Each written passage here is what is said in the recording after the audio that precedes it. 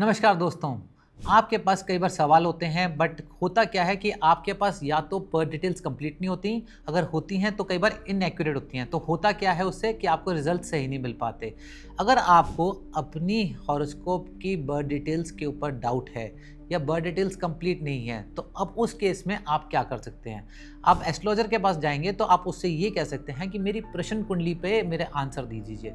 अब प्रश्न कुंडली क्या है ये बहुत इंपॉर्टेंट है समझना। प्रश्न कुंडली एक स्पेशल कुंडली बनाई जाती है जो आपके प्रश्न के ऊपर बनाई जाती है। जी हाँ, प्रश्न के ऊपर बनाई जाती है। अब आपका सवाल ये होगा कि ये कैसे बनाई जाती है। देखिए बहुत सिंपल है। जब आप प्रश्न पूछते हैं तो उस समय ग्रहों की एक स्थिति होती है जो करंट, जिसको हम कहते हैं current position of planets. Current position of planets तो फिक्स्ड होती है, बट जब आप मेरे से बात करते हैं तो मैं क्या करता हूँ कि मैं आपसे एक बीज का नंबर लेता हूँ 1 से लेके 249 के बीच में, और इस बीज के ऊपर मैं बनाता हूँ लगन कुंडली। लगन कुंडली जब बनती है वो आपके प्रश्न की बनती है। ये आपकी असली हॉरोस्कोप नहीं है, ये आपके प्रश्न के हॉरोस्कोप है। और जब प्रश्न की हॉरोस्कोप बनती है तो आपको पता लगता है कि उस क्वेश्चन का आंसर क्या होने वाला है जब मैं उसको एनालिसिस देता हूँ। ये आप भी कर सकते हैं अगर आपको ज्योतिष आती है। तो बहुत सिंपल है, आपको क्या करना है, बीज मंत्र देना है और प्रेजेंट पोजीशन ऑफ प्लैनेट्स को बताना है। जब आप प्रेजेंट पोजीशन ऑफ प्लैनेट्स को उसमें आप लिखते हैं अपनी कुंडली के अंदर तो आपको ये पता लगता है कि उस सवाल का जवाब क्या होने वाला है। फॉर एग्जाम्पल, अगर आपका प्रश्न है कि मेरी शादी कब होगी, तो उस पर जब प्रश्न कुंडली बनेगी वो सिर्फ शादी के लिए बनेगी। वो प्रश्न कुंडली करियर के ऊपर आंसर नहीं देगी, आपको सिर्फ मैरिज के ऊपर पता लगेगा। हाँ, उसमें आप ये जान सकते हो कि मैरिज कब होगी, कैसी रहेगी, और अगर उसमें कोई प्रॉब्लम है तो उसके लिए आप क्या उपाय कर सकते हो। देखिए, प्रश्न में जब मैरिज के ऊपर पूछा जाता है तो उसमें जो इंपॉर्टेंट हाउसेज होते हैं वो है 2nd हाउस, 7th हाउस और 11th हाउस। तो क्योंकि प्रश्न कुंडली मैरिज के ऊपर है तो सिर्फ 3 हाउसेज के ऊपर मेजर फोकस किया जाएगा।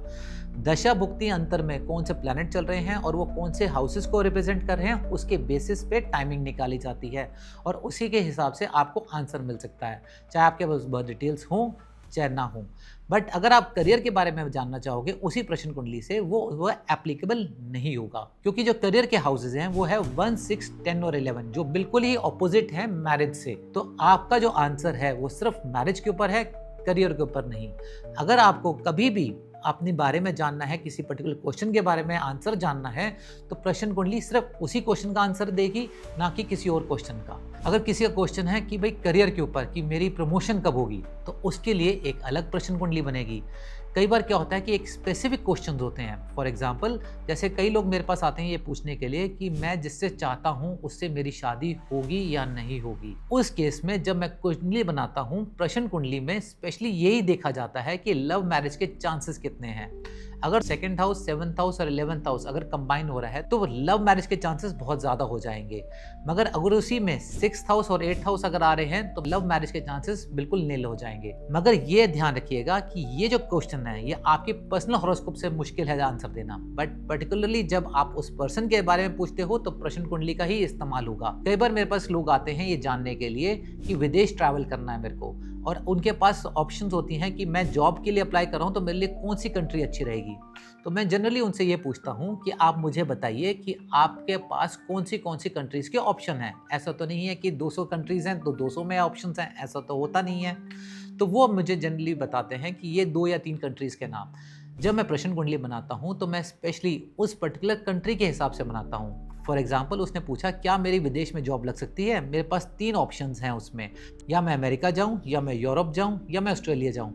अब उस केस में मैं क्या करता हूँ, उनसे 3 अलग अलग बीज नंबर लेता हूँ। अब 3 अलग अलग बीज नंबर का लेने का मतलब है कि मैं एक अमेरिका लेके अलग लूँगा, यूरोप के लिए अलग लूंगा और साथ में ऑस्ट्रेलिया के लिए अलग लूंगा। अब इन तीनों की अलग अलग कुंडली बनेगी, प्रश्न कुंडली। अब इन तीनों प्रश्न कुंडली को मैं प्रॉपर्ली एनालाइज करके ये बताता हूँ कि कहाँ पे उसके जॉब लगने के चांसेस हैं और उसको कहाँ जाना चाहिए जहाँ पे उसकी प्रमोशंस और बेटरमेंट होगी। अब आपके पास भी अगर इस तरह का कोई सवाल है जिसमें आपको डिसीजन लेना हो, चाहे वो प्रॉपर्टी से रिलेटेड हो, चाहे करियर से रिलेटेड हो, चाहे आपको मैरिज से रिलेटेड हो, या किसी और एस्पेक्ट ऑफ लाइफ में आपको डिसीजन लेना है और आपके पास मल्टीपल चॉइसेस हैं, उस केस में ध्यान रखिएगा सिर्फ प्रश्न कुंडली पे ही रिलाई कीजिएगा, क्योंकि आपकी हॉरोस्कोप विदेश जाना तो बता सकती है, बट कौन सी कंट्री आपके लिए ठीक है ये आपको प्रश्न कुंडली बताएगी। वैसे ही अगर प्रॉपर्टी लेना रहे तो प्रॉपर्टी लेना तो ठीक है, वो बता सकती है आपकी कुंडली, बट कौन सी प्रॉपर्टी प्रॉपर्टी ए, प्रॉपर्टी बी या प्रॉपर्टी सी, ये कौन सी प्रॉपर्टी आपके लिए सूटेबल है वो आपको सिर्फ प्रश्न कुंडली ही बताएगी। तो इस केस में तीनों के लिए अलग अलग हॉरोस्कोप बनेगी, तो अलग अलग प्रश्न कुंडली बनेगी और उसके एनालिसिस में जो पॉजिटिव आएगा वो आपके लिए पॉजिटिव है। ग्रह आपको सही रास्ता दिखाना चाहते हैं, बट उसके लिए आपको एफर्ट ये लगाना पड़ेगा कि आपको आके पूछना पड़ेगा, चाहे आप फ़ोन पे पूछे, चाहे व्हाट्सएप पे, चाहे आप पर्सनली आइए।